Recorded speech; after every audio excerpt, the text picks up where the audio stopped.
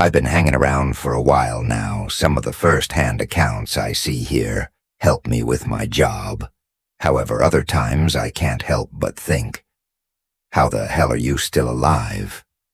But then I realize for every account I read of someone surviving, there are usually 3 more cases where someone died because of their stupid mistake.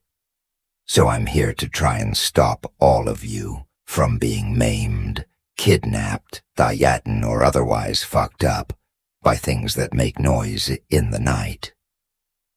Chances are, you're all thinking, what gives this guy the right to talk to us like this?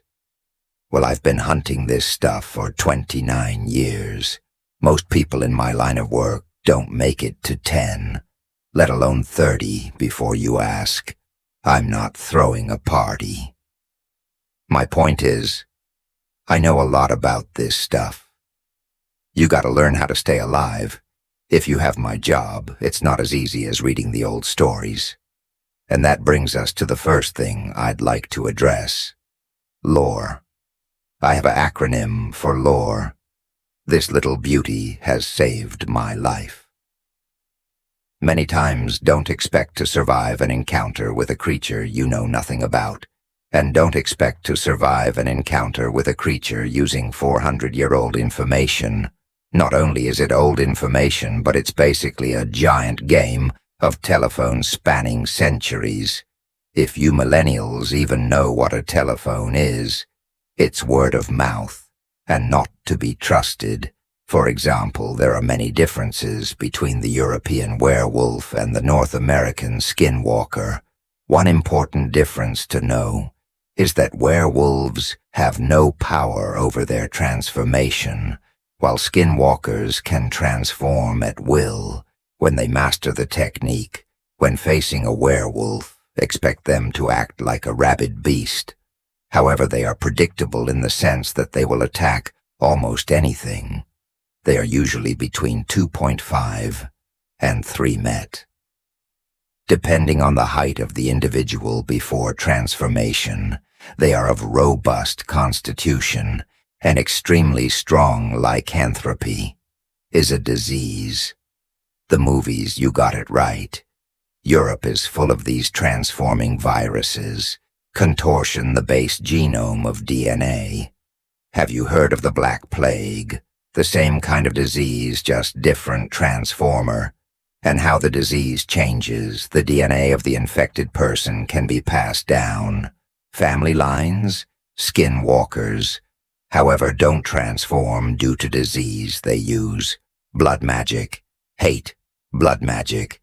Too much. The tradition of Native Americans speaks of shamans who delved into the dark arts, mainly shape shifting. The shaman would use the skins of an animal of his choice and change into its form. Well, the tradition isn't entirely accurate. As always, skin shifters can't transform into animals. They blend in with. They are humanoid beast men. Most commonly, they use a canid-like animal. Why? Because it's blood magic. For the spell to work, the shaman or another idiot who plays with forces he doesn't understand must skin alive the animal he wants to transform into. Capturing and skinning a coyote or a fox is much more easy to skin. A bear, a deer, or other creature of the forest. So guess what? All the fools think, that's a werewolf. Look, honey, it's a werewolf. No, it's not. Let me make a few things perfectly clear. Skinwalkers can still maintain their human intelligence. After transformation, they are still able to reason. That means opening doors, ambushing prey, with bait, evading being filmed and captured, etc. and etc. Firsthand, how dangerous a case of mistaken identity can be for an experienced hunter. Can I start talking about the danger a novice hunter is in?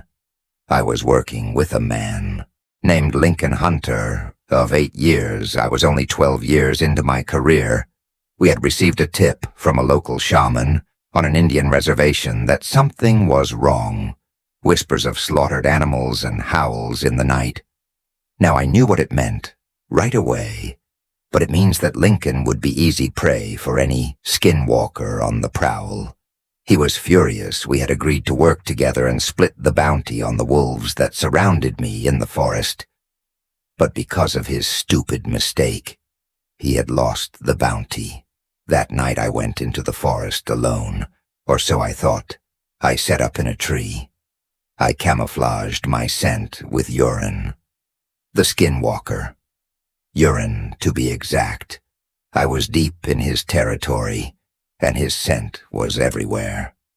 I don't know if you've ever smelled skinwalker urine, but it is horrible. Think bleach mixed with wet dog and the smell of stagnant water. The reason the smell is so strong is because the body expels the toxins ingested to cause the change. You are screwing up your body when you do a skin change, and it is no joke. Most men break under the stress of the transformation. They become feral, and when the change is over, they are whimpering. Babies unable to reason or speak for this reason. Sometimes my job is over before it begins, but sometimes a man is strong enough to survive the change. When a man becomes beast and is still able to reason like a human, that is when skinwalkers are most dangerous. Well, I tracked him to his lair. It is a safe space to withstand the change. I set up the stand there and waited hours past, and finally I saw a bipedal creature. It looked unsteady and exhausted. I took a look through the scope of my crossbow, equipped with night vision, and swore it was Lincoln. That bastard had tracked my bastard to his house, and the moron was knocking on his door. To his credit, he did most everything right. He even brought the monkhood. Unfortunately, unless it was distilled, it gave off a smell. A skinwalker could smell a mile away. I now knew Lincoln was dead. The damn skinwalker would have already picked up the scent of that plant. There was no way he was going to get out of this, and as the activity dragged on, he had to assuming the skinwalker had survived the initial change. Once he ate a hunter, he would be on edge, so I did the only thing I could do to stay alive. I shot the Cretan Lincoln in the back with a crossbow bolt. It was a clean shot. It knocked him down and hit an artery. I would expect his heart rate, already increased from the effects of the poison, would be through the roof, spreading the toxin everywhere. He screamed. He bled and screamed some more that just made the bastard shake sooner. I could hear a rumble in the underbrush. The skinwalker had come to pay his respects to Lincoln. If he was screaming before now, he was screaming for real. That beast had its snout on his chest before he could blink. Hell, before I could blink the first time you see one of these things. It's disgusting, but over time, you start to see them as the magnificent predators that they are. As I sat there watching that skinwalker feed on Lincoln, it was almost cathartic. So I waited a little longer after he finished, and he started to, and I mean really leaving trails everywhere and peeing.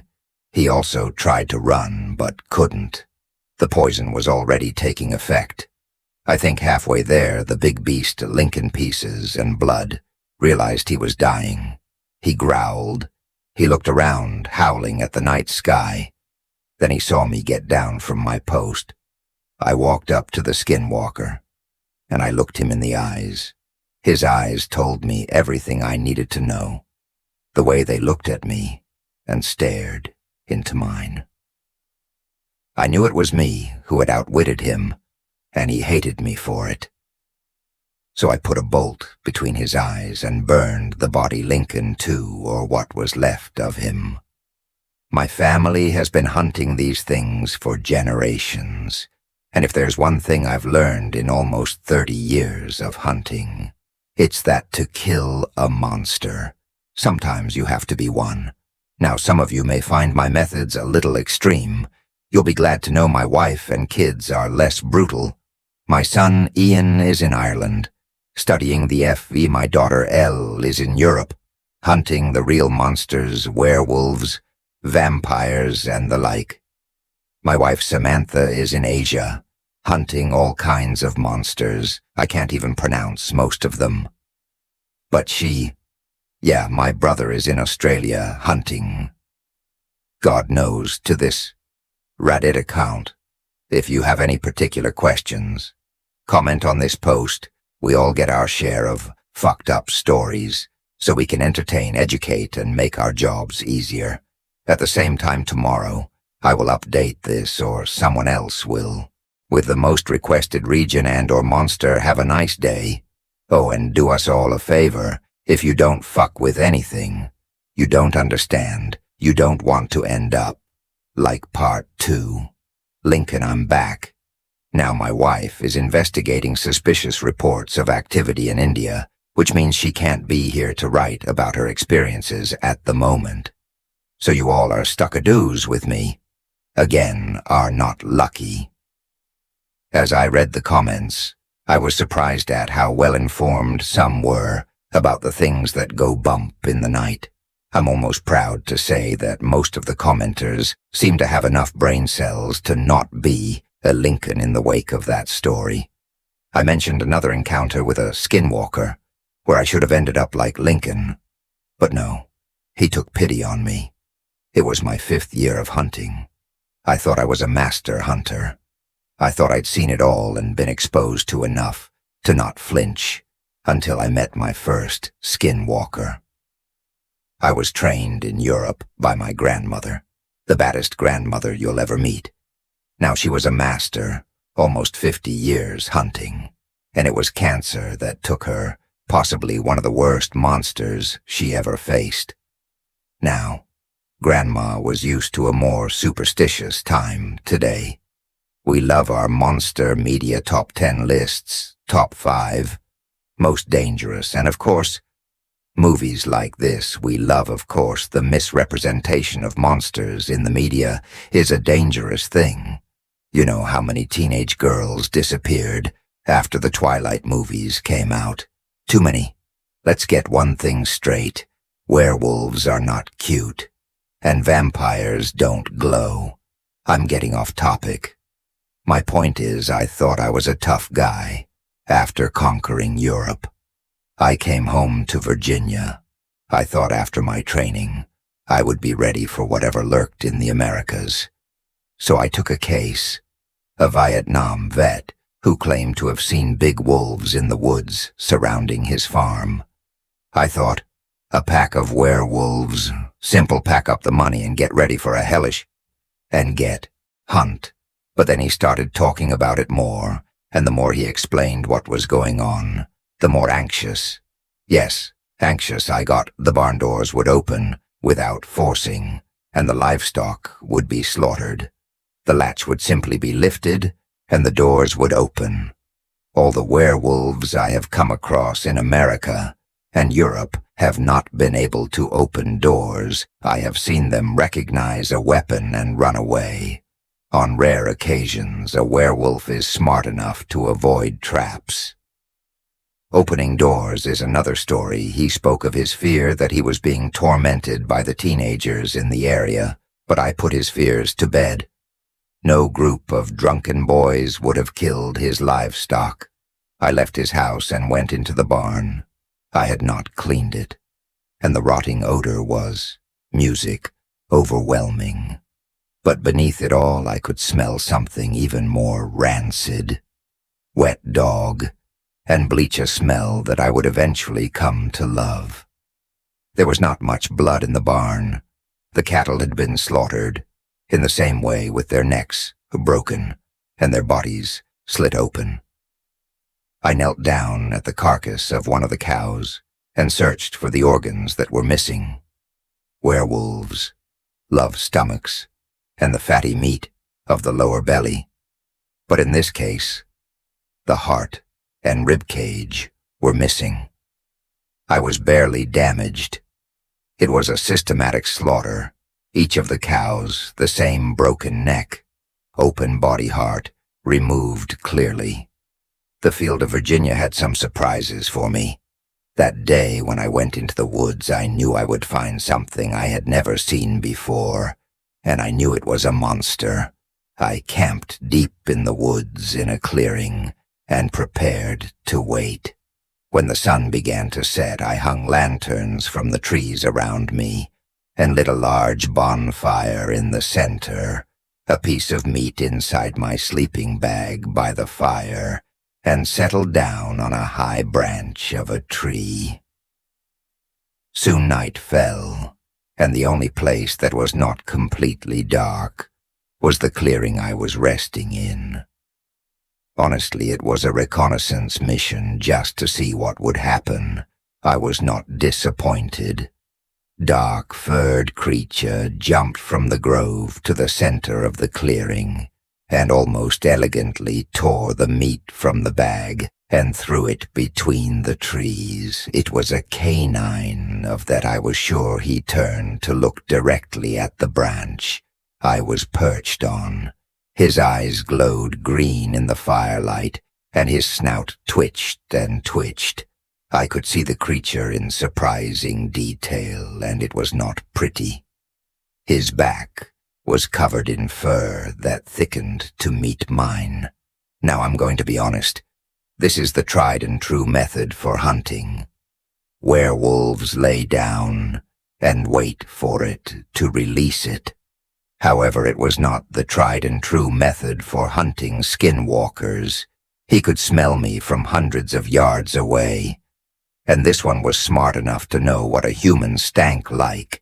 Still, I stood my ground and calm. I knew he was there, but I knocked him down. I grabbed my crossbow and hesitated. He hadn't attacked me.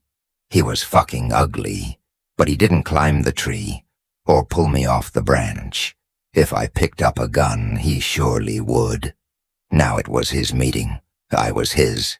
I did something fucking stupid. Never do what I did. I never got down from the tree to face him. Me. The skin changer on the ground immediately began growling. I grabbed my crossbow and took aim at the growling skin changer. I too. We locked eyes and held our positions in that fire-lit clearing for what seemed like an eternity. I had seen what this thing did to livestock. If it was the same beast, a problem attacking my chest and splitting me in two. But as I faced this thing, I saw that its eyes were not the amber of a werewolf, nor the dead white of a wendigo. They were a soft green and held an emotion I knew all too well. Fear. It was then that I realized this thing was a person. I dropped my crossbow and raised my hands in surrender. I kicked it away to my right. The skin changer slowly rose on two legs and looked at me. It was practically upon me. This was not what my grandmother taught me. She taught me to kill on the spot. Well, now this monster, the thing that had me at its mercy, was not me killing on the spot, speaking of irony. Can you understand me? I asked cautiously. My only answer was a twitch of the ears. The skin changer suddenly growled, and from the darkness surrounding the clearing came a blood-curdling shriek. A smaller skin changer, a brown blur, leapt out from between the trees and attacked the monster, rolling into the fire. Sparks flew, and both beasts roared in pain. I rolled to the side and grabbed my crossbow from the grass, trying to understand what was going on. Blood was flying, and the brown monster tore at the stomach of its opponent with its powerful legs, music, hind legs. I realized it was the beast that had killed the livestock. I aimed my crossbow and fired at the pile of monsters. It hit the smaller skin changer, and it walked away. Hissing, I was horrified. The thing was furious and covered in blood. It seemed to have 6 small breasts running down its chest, suggesting it was a female. Only now I know how weird that is actually. It was a female skinwalker that uses the skin, I guess, of a her. I reloaded my crossbow and fired. Again hitting the back leg of the female, she howled. and the male got behind her and sank his teeth into the back of her neck. She screamed and screamed, and her screams sounded more human, the more I heard them. Finally, the pressure on the neck was enough to make the female go still. With a loud crunch, the male fell back with his torso and arm torn and bleeding. He looked at me, and I looked at him. I guess he figured I was going to kill him. I admit after that display, I was so fucking tempted, but I had finished my job well. Technically the skinwalker had, but I still didn't have to stay there. I turned around and let the male lick his wounds. I haven't heard anything else from that area since. Maybe one day he'll meet me again and we'll have a nice reunion. Or maybe we'll both try to kill each other if the years have hardened him like they have me. It's probably the latter. I'm all ready. Part 3. Back. So I'm back with a very recent story from Canada. I recently got a text from a young man named James, who told me that I had saved his life. When I asked him how he knew I was the man who had saved him, he said, "You swear as much as you do." You can't argue with that here. This guy and his group of friends were camping in Canada. This is a classic college party for everyone. Typical Vassit tents, red plastic, horny 20-somethings, and a Wendigo. Well, maybe the Wendigo being there makes it my kind of party over there. Come on, get ready. And if you're squeamish when it comes to gore, don't read. The Wendigos are bastards, disgusting. I was on my way to Riding Mountain National Park in Canada. It is relatively close to the US-Canada border, so I decided to go check it out. With a ranger and old friend had reported some missing hikers, 2 men in blue jackets. They entered the park and never came out and she told me something smelled fishy. I decided to pay her a visit. I went to have a drink with her, and she told me she actually suspected something much worse. I was in the office when she called, so I couldn't say it out loud, but I thought it was a Wendigo. I think they are nesting. I don't know how long they have been in the park, but the activity has been more recent and more usual. Wendigos nest like bees. There are those that stay to watch the hive, and those that go to pollinate flowers. Only instead of pollinating flowers, they kidnap unwary campers. Sometimes the Wendigo do them the favor of eating them, sometimes no. Anyway, the Wendigo wins now. Well, if they are nesting, so they have a stable food source, and a monarch in the national parks of the north. Like this, the Wendigos are actually a more common problem than you might think. Most of the time there are 1 or 2, and they kill deer, elk, or the occasional bear, and they don't come into contact with humans. But there are some Wendigos that are more ambitious and they become monarchs. Killing and eating your own kind is a taboo in our culture. But if a Wendigo can do it, it's a sign of strength. Coney had been keeping an eye on the Wendigo population in the park. They were under control. But then summer came. The entire activity of 3 groups of campers had gone missing in the last 5 months. A group of 5 teenagers, the 2 hikers, and a family of 3 were all missing. They were all dead, no doubt. But I agreed to go anyway. I told Coney I would look for the missing campers, and that I would be careful. But I wasn't going to bother. If they were still alive, they weren't going to be for long. What I was going to do was find the nest and destroy it, as well as kill every last Wendigo. Whatever was in it. Coney took me deep into the park, to the area where he said the missing hikers were, and left me to search. As I walked through the deep woods, the sun was beginning to set. But even in the dim light, I could see the telltale signs of a Wendigo's presence. Pools of blood and chunks of flesh. The Wendigo can't digest food. They are eternally hungry. They eat, but can't process their prey. So they vomit up the remains. Those puddles were the aftermath of a Wendigo. After a good snack, I knelt in the puddle and found clumps of hair and a singular yellow eye. It seems the Wendigo ate a wolf as I continued walking. I heard voices. I crept up to the source of the noise and looked out from the brush towards a camp. There was a large bonfire, and the smell of grass hung in the air around the fire. There were 5 boys. 2 girls and 3 boys were joking and laughing, like nothing was happening. Even though they had entered Wendigo territory, the fire was probably the only thing keeping them at bay. It had to be the 52-year-olds missing. They weren't missing yet. Not just drugged, and with 1,000 devils luck pass me the weed. A pink-haired girl yelled from the other side of the fire. A burly guy with a beard and hair threw the bag at her. But the throw fell short and her prize bag landed in the fire. Save the weed, yelled another girl with piercings that glistened in the firelight. Poured water into the well, and it went out. The only thing keeping them safe was all gone to save a weed. I guess your guardian angel didn't help you this time. Andy? Someone told the guy who had taken the weed. He doesn't help with basics like that. Andy said they still had no idea what was about to happen. I ran out of the grove, lit a flare, and I lunged at the group, covered my eyes, and heard a screech. When I looked back, I could see the 5 children huddled together, and almost above them, bathed in the red glow of my flare, was a Wendigo. It still had the remains of a jacket on its back. I guess that clears up one of the hikers. So what? What is that? I heard one of the girls scream.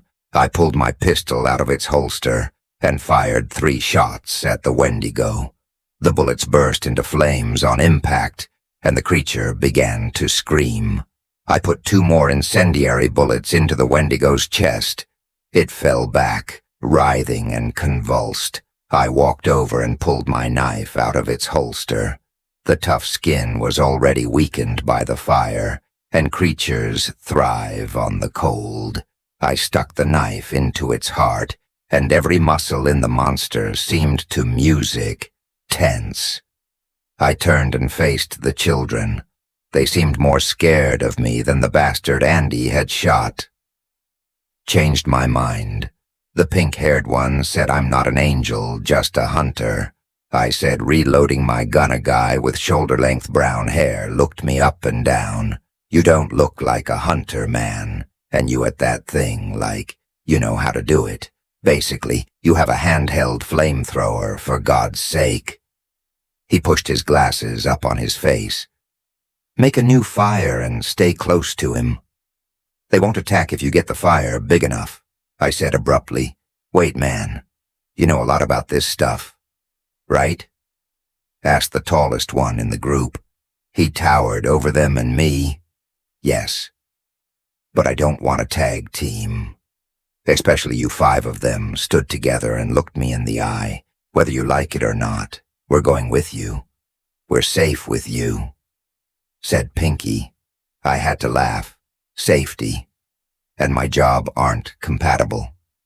And if I'm not safe, they're not safe either. But where I go, there's more. To be honest, I didn't take time to learn their names. James told them to me. After the fact, I just attributed the first thing that came to me. To the boy to mind, Pinky. Was Ali, was Andy Gales, was Mike Guy, was James. And piercings was Jess. So we set off. I gave them a flare, 8 to each one, and told them to turn it on when I told them to. I turned mine on, and they stayed, stuck to my ass. As I walked through the woods, I followed the pools of blood visible by the moonlight, reflecting off them. We finally stumbled upon the entrance to a cave, the perfect place for a Wendy nest. I pulled out my crossbow and looked through the scope. The cave opened into a huge chamber dimly lit by moonlight. We snuck in and were greeted by the stench of rotting flesh. How disgusting, Jess whispered behind me. Stay low. And quietly, I whispered fiercely as we took shelter. They're like mother birds, really fucked up. The Wendigo closed its mouth over the man's. Soon all that filled the cavern were the man's gurgling and the screams of his family. What the hell is going on? James said. The monarch is going to begin the gestation process, I replied. Uncle, who the hell are you? How do you know these things get pregnant? Only Andy's scared. Shut your mouth. Birdie, I said. Verdi said behind me. Mike, you have a beard, too, because I am Birdie. He called me Glasses earlier. You just have to go with him, I guess. Mike, he whispered. I didn't even bother telling them to shut up. I was watching the Wendigo monarch kill. The monarch would lead the nest to anarchy. The Wendigo that are turned by another Wendigo are linked. This alpha had turned a total of 4 people. I killed 1, and there was another holding the man that the monarch was feeding. What left 1? I turned and pulled my gun out of the holster and my knife out of the sheath we were missing. Unigo, and it was coming from outside. Follow me now and the people you captured. Mike said. What about them? We can't help them, but I can save you. 5, now move. I said. I led the group back through the tunnel straight to the Wendigo. He growled at me, and I stabbed him 4 times in the chest. I jumped forward, and my knife deep into his heart. Through the thin skin, the Wendigo heard the shot, without a doubt. I told them to run out of the cave. They didn't need to see what I was doing. I reached into my backpack and pulled out a brick of C4. I stuck it to the wall of the cave and stepped out into the open air. That's an explosive. Who are you? Jess shouted, raising her hands. It's not important, I said, as I went to blow up the charge, trapping the Wendigo inside. Wait, Mike is there? James shouted. My brother is not here. I sighed and ran back into the cave with my gun ready. Peering into the gloom, I saw the red glow of Mike's flare across the cavern. He was trying to free the prisoners. He was waving the flare back and forth, keeping the 2 Wendigo at bay. He was carrying a child in one arm, and a woman following close behind him, wearing glasses. You fucking moron, come here. He roared at the sunken white figures chasing Mike. A Wendigo managed to cut Mike's ankle, and he staggered, bleeding. He threw the flare behind him, gave the woman his son, and pushed her forward, still limping from the leg wound. He ran to me and out of the cave. Mike was still limping on his only good leg when the bastards got to him. They grabbed his legs and pulled him down. Their claws peeled the flesh below his knees. Mike screamed, and his glasses slid down his cheek. The 2 Wendigos pulled Mike up and ripped open his stomach. The bastards began to eat Mike while he was still alive. His screams turned into gurgles as they tore his throat out. I turned and ran out of the cave, cursing. As I left, they detonated the charge, crushing the Wendigos. I caught my breath. James came up to me and I just shook my head. We left that park with a 20-something. Les he stayed to help 2 strangers and died so they could live. I'm not going to give you all a speech about morals. I'll just tell you now, Mike was a hero. I'm not, but he is. But if being a hero means being eaten alive by a Wendigo, I'll still be a moral piece of shit. And to all the comments thanking me, if you want to thank someone, give it to Mike for saving a woman and her son, and to James for telling me to share his brother's story. I'm just doing my job. Don't you? Thank the garbage man. And that's what I am. The garbage man. supernatural, and a skinwalker. Nothing I hadn't seen before. My partner, on the other hand, had never heard of a skinwalker, so I had to give him a crash course in all the basics. Don't use silver.